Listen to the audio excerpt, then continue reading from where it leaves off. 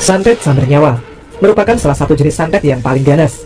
Santet jenis ini dapat membunuh sasarannya cepat dan tanpa ampun. Mereka yang menjadi sasarannya tak akan sempat untuk mencari pertolongan karena kebanyakan tidak menyadari bahwa dia telah dijadikan sasaran dari pengirim santet tersebut. Episode kali ini dibagikan oleh Mas Kamil ketika bersinggungan langsung dengan santet sumber nyawa.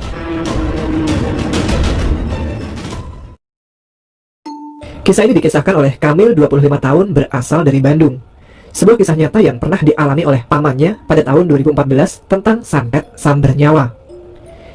Kisah ini berawal dari pamannya yang bernama Rudi yang mendadak meninggal dunia tanpa sakit apapun sebelumnya. Pada hari itu, adik almarhum yaitu Paman Syarif tidak terlalu curiga dengan kematian kakaknya. Beliau hanya berpikir positif bahwa kematian kakaknya hanya merupakan takdir dari Sang Pencipta. Oh iya, perlu diketahui, Paman Syarif merupakan 5 bersaudara. Dia mempunyai 1 kakak dan 3 adik. Seminggu kemudian, kematian mendadak disusul oleh adiknya yang bernama Yanto. Kematian kedua saudara kandungnya membuat beliau bertanya-tanya dengan apa yang terjadi pada keluarganya saat itu.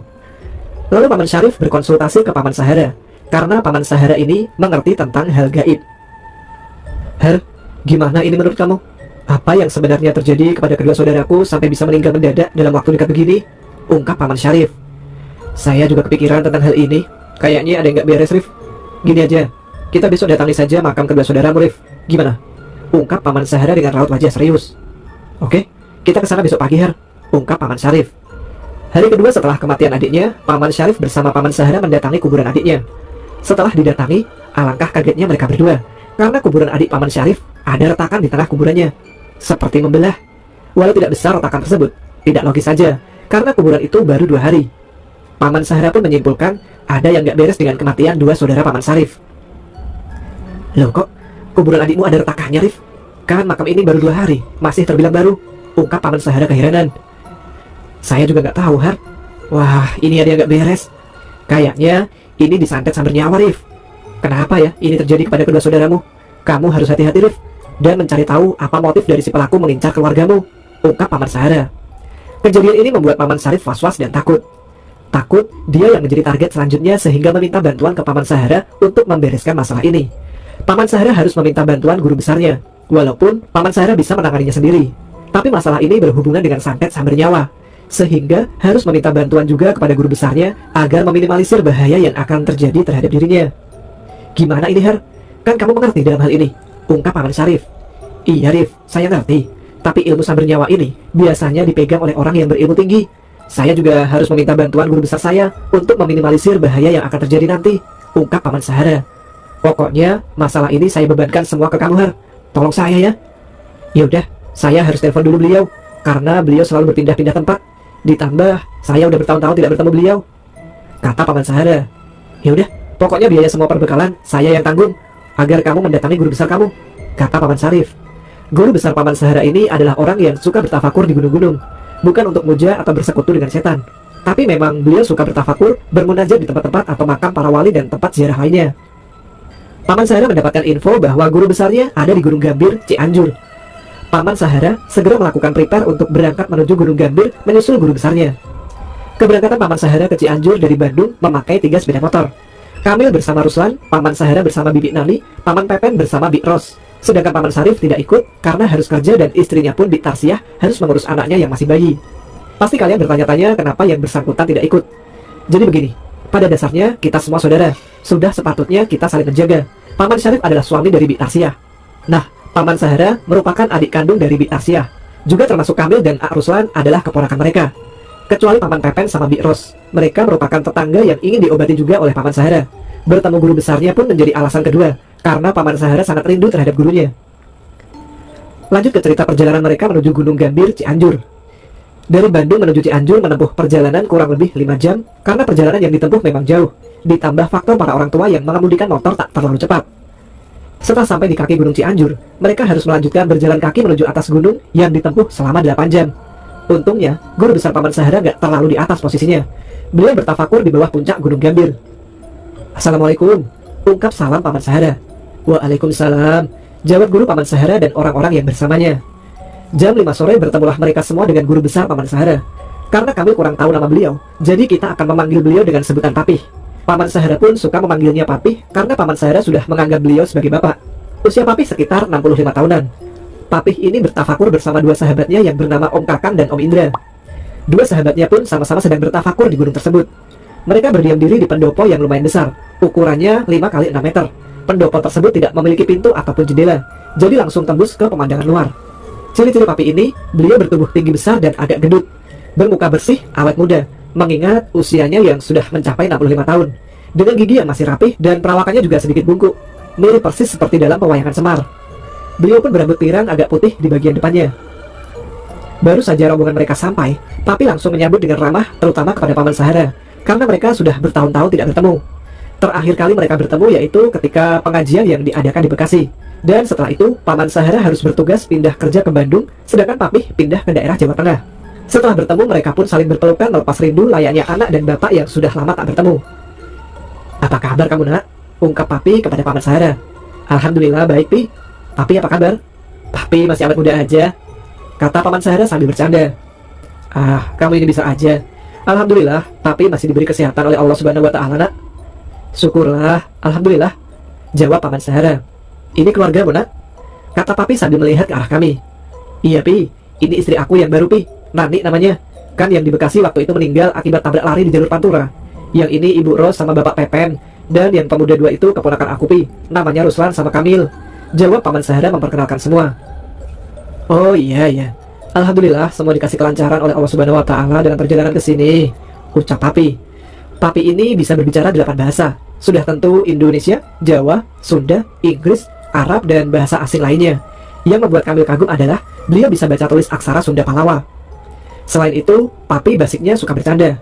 Jadi ketika baru sampai pun, beliau langsung berdemonstrasi ilmu menunjukkannya kepada Paman Sahara.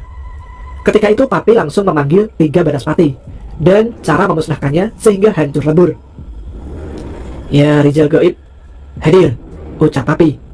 Lalu muncullah 2 banaspati dengan kepala tengkorak berapi dengan badan tengkorak yang masih dengan organ tubuh komplit tanpa kaki dan tangan. Dan kemunculan makhluk ini pun disaksikan oleh Paman Sahara, Ak Ruslan dan kedua sahabat Papih. Tapi tidak dengan Kamil. Dia hanya bisa melongo, tidak melihat apapun, karena memang dia nggak bisa melihat hal goib seperti yang lainnya. "Melawan makhluk begini, kita harus menghancurkannya sampai hancur lebur. Kalau hanya dipotong, anggota tubuh mereka akan bersatu kembali," ungkap Papih kepada kita. "Lihat terus ke sini, fokus," kata Papih kembali. "Bismillahi Allahu Akbar," ucap Papih sambil menepukkan kedua telapak tangannya. "Lihat, hancur lebur kan?" ucap Papih kembali. Dan mereka pun yang melihatnya hanya terdiam takjub. Demonstrasi Papih pun berlangsung sampai larut malam sambil ngobrol santai bersama. Dan mitosnya yang beredar dari kampung itu adalah bahwa Gunung Gambir adalah tempatnya istri dari Prabu Siliwangi, yaitu Centring Manik. Malam pertama kami tidur duluan. Pada saat dia tidur, dia bermimpi didatangi oleh wanita sangat cantik tanpa busana. Di dalam mimpi, wanita itu hanya melihatnya dengan wajah cantiknya, namun sangat terlihat menyeramkan.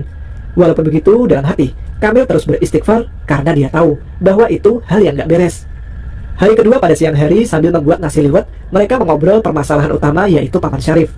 Papih pun merespon dengan mengiyakan dan menyuruh Paman Sahara untuk gak perlu bercerita lagi, karena Papih sudah tahu maksud dan tujuan masing-masing untuk datang ke sana. Papih tahu tujuan Paman Sahara untuk meminta bantuan kepadanya untuk menyelesaikan masalah Paman Syarif. Dan Papih pun menegaskan bahwa kedua saudara Paman Syarif disantet sambil nyawa oleh dukun dari Cianjur Selatan yang dibayar oleh seseorang. Malam pun tiba. Papih memanggil korinya adik Paman Syarif yang telah meninggal sambil menunjuk tangannya ke atas. "Assalamualaikum ya ahli goib. Nah, apakah ini orangnya yang bisa bernyawa?" tanya Papih kepada Paman Sahara. "Iya, Pi," Paman Sahara menjawab. "Lihat, bajunya kusam robek penuh darah." "Sudah, nak. Jangan ada dendam pada dirimu. Nanti kamu tidak bisa pulang ke alammu. Ikhlaskan. Biar urusanmu kami yang bereskan. Pulanglah ke alammu dengan ikhlas. Kami semua akan mendoakan kepulanganmu," ungkap Papih dan langsung membaca ayat suci Al-Quran. Dan kembali, Kamil hanya melongo karena tidak melihat apa-apa. Yang melihat hanya mereka yang bisa melihat. Malam itu hujan sangat lebat beserta angin kencang, seperti badai. Papih lalu menunjuk jarinya ke atas dan bilang, "Berhenti." Hujan pun langsung seketika reda. Hal itu dilakukan berkali-kali. Hujan lagi. Hujan pun kembali besar bersama angin badai. Tanpa angin, hujan besar lalu turun, tapi kali ini tanpa angin badai. Papih pun menyalakan lilin membuktikan gak ada angin yang mengganggu nyala api. Hal itu membuat Kamil melongo, serasa terkena ilusi, karena baru kali ini seumur hidup Kamil melihat orang yang bisa memberhentikan hujan seperti itu. Malam pun sudah terlalu larut. Seperti biasa, Kamil tidur duluan. Pada saat dia tidur, dia bermimpi seperti malam sebelumnya. Dia didatangi oleh wanita yang kemarin muncul di mimpinya. Cuma, kali ini bedanya wanita itu lebih dekat dan tersenyum seperti wanita yang sedang jatuh cinta. Hal itu sontak membuat Kamil kembali beristighfar di dalam hati. Dengan badan penuh keringat dingin, dia terus beristighfar berkali-kali karena takut sampai Kamil pun kembali terlelap. Hari ketiga tiba. Pagi hari Kamil memberanikan diri bertanya kepada papi. Dia sedikit malu-malu bertanya kepada orang yang berilmu. Sangat segan sekali. "Maaf Pi, bolehkah aku bertanya?" Ungkap Kamil memulai pertanyaannya. "Bolehlah nak, kalau mau bertanya, bertanya saja, jangan malu-malu," ungkap papi sambil tersenyum. "Kenapa hujan bisa diberhentikan seperti itu Pi?" Papi pun menjawab. "Begini nak, pada dasarnya hujan semalam hanya dipindahkan karena memberhentikan hujan bertentangan dengan takdir Allah. Tidak ada yang bisa memunculkan dan memberhentikan hujan kecuali memindahkan. Dan itu semua ada ilmunya, ada caranya, ada doanya. Pelajarilah kitab suci Al-Quran. Di situ banyak sekali ilmu, banyak sekali obat. Karena sudah jelas, Al-Quran adalah pedoman bagi setiap manusia untuk dipelajari," ungkap papi menjelaskan. Pada siang harinya, kegiatan seperti hal biasanya. Makan, mandi, mengobrol, dan beres hal lainnya hingga waktu malam pun tiba. Pada saat itu, Kamil tidur lebih awal pada jam 9 malam. Karena tahu besok pagi mereka akan pulang ke Bandung. Kamil takut ngantuk di perjalanan, sedangkan yang lainnya masih mengobrol dan membahas tentang ilmu agama. Pertengahan malam sekitar 12:30, Kamil membuka mata sedikit karena mendengar kerasnya doa papi bersama Paman Sahara dan dua sahabatnya. Kamil membuka mata melihat apa yang terjadi. Dan alangkah takjubnya dia. Matanya terbelalak, masih tidak percaya dengan apa yang dia lihat. Ada keris terbang bercahaya merah melintasi gunung-gunung menuju ke arah mereka. Dan ketika tepat di atas mereka yang sedang berdoa, di puncak Gunung Gambir, keris itu meledak diiringi suara keras bak suara gunung menggelegar. Dan cahaya merah itu pun berhamburan. "Apa itu?" teriak Kamil kaget. Ruslan yang mendengar itu pun menjawab, "Gak apa-apa, sudah lanjut terus saja." Hal itu membuat Kamil takut dan kembali melanjutkan tidur, walaupun masih kepikiran apa yang tadi terjadi. Adegan itu mengingatkannya seperti dalam film-film sejarah Kian Santang. Tapi kali ini, Kamil melihatnya dengan mata kepalanya sendiri. Melihat keris terbang, sungguh sangat kaget dan masih sedikit gak percaya dengan apa yang dia lihat tadi. Keringat dinginnya kembali keluar. Dia masuk ke dalam selimut sampai terlelap. Dan kembali Kamil bermimpi. Di alam mimpinya, dia kembali didatangi oleh wanita yang biasa datang ke dalam mimpinya dengan masih tanpa busana dan tersenyum. Wanita itu lebih dekat dari kemarin. Dia berada di atas kepala Kamil sambil melihat kepadanya penuh cinta. Perasaan Kamil campur aduk, marah, kesal dan takut menjadi satu karena saat ini dia lebih dekat di atas kepala. Kembali dia beristighfar semampunya sampai Kamil pun terlelap kembali. Pagi hari pun tiba dengan keadaan lebih tenang setelah kejadian semalam. Kamil menanyakan kepada mereka apa yang terjadi semalam sehingga terdengar ledakan dan menanyakan perihal wanita tanpa busana yang selalu datang menghampirinya di setiap malam di alam mimpinya. Papi pun menjawab bahwa mereka sedang berdoa melakukan penarikan senjata dukun santet tersebut, yaitu keris yang kami lihat semalam. Mereka bisa saja balik membunuh dukun tersebut. Kata papi, karena kita orang Islam, kita tidak boleh membalas dengan kekerasan, apalagi membunuh, ungkapnya. Kalau kita balas membunuh, apa bedanya kita sama dukun santet itu? Jadi beliau hanya menghancurkan senjatanya, karena tanpa senjata tersebut, dukun santet itu tak bisa berbuat apa-apa lagi. Dan perihal wanita itu, papi menjelaskan bahwa dia adalah ratu jin yang mendiami kerajaan gaib di Gunung Gambir. Dia sangat menyukai Kamil dan ingin membawa Kamil ke alamnya. Tetapi papi memarahinya untuk tidak membawa Sukma Kamil ke alamnya, karena Kamil belum bisa membuka mata batin. Jadi ratu jin itu hanya bisa masuk ke dalam mimpi agar bisa berkomunikasi dengan Kamil. Entah apa jadinya kalau pada saat itu Sukmanya dibawa ke alamnya. A'udzubillahi min dzalik. Saat pulang, mereka saling berpamitan kepada papi dan kedua sahabatnya. Pada tahun tersebutlah terakhir kali Kamil melihat beliau, manusia penuh dengan ilmu agama maupun batiniah. Semoga beliau ada dalam lindungan Allah, sehat lahir maupun batin. Ilmunya selalu bermanfaat bagi diri dan orang lain. Amin. Kamil dan Paman Sahara tiba di rumah dan memberitahukan hal sebenarnya kepada Paman Syarif, bahwa ada seseorang yang menyewa dukun santet untuk membunuh satu persatu saudaranya. Hal ini diakibatkan karena permasalahan harta warisan. Sontak, Paman Syarif pun kaget dengan penjelasan tersebut dan menanyakan siapa pelakunya. Tetapi Paman Sahara tidak mau menyebutkan siapa pelakunya. Hal ini dilakukan agar tidak terjadi dendam. Dan alhamdulillah, Paman Syarif pun selamat sampai sekarang karena pertolongan hakikatnya dari Allah Subhanahu wa taala. Syariatnya melalui papi, Paman Sahara dan dua sahabatnya papi, karena sudah menghancurkan senjata dukun santet tersebut. Kesimpulannya, belajarlah bersabar diri, ikhlas, jangan mempunyai rasa dendam walau kita disakiti sesakit apapun oleh orang lain. Biarlah Allah dan perilakunya sendiri yang membalas di hari pembalasan nanti. Dan perdalamlah Al-Quran, karena disitulah gudangnya ilmu. Sebagai catatan pertama, Sambar nyawa merupakan santet yang bisa membuat korbannya mati mendadak. Yang kedua, mohon maaf bila ada salah dan tutur kata, karena kesalahan datang dari diri pribadi. Bila ada yang suka cerita ini, alhamdulillah, dan bila tidak ada yang suka dan menyebut ini fiktif belaka, itu terserah kalian masing-masing. Hak kalian untuk menilai. Wassalamualaikum warahmatullahi wabarakatuh.